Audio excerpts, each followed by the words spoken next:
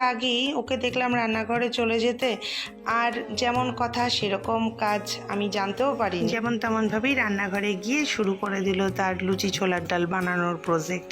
আমার বাবাকে ছোট থেকে কোনোদিনই রান্নাঘরে দেখিনি কোনো রকম কাজকর্ম করতে, তবে ও যখনই ডিউটি থেকে বাড়ি আসে তখনই কিন্তু আমাকে বেশ কাজকর্মে অনেকটাই হেল্প করে, এবং এটা আমি আগেও অনেকবার বলেছি।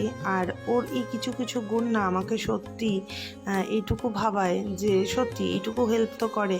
আর আজকে আমি ভীষণ অবাক হয়েছি যে ফোনে কথা বলছি, ফোনে খাবারটার উল্লেখ করছি, খেতে ইচ্ছা করছে, এবং ফোনটা শেষ করার আগেই ও চলে এসছে খাবারটা বানাতে। সত্যি আমার ভীষণ ভীষণ ভীষণ ভালো লেগেছে।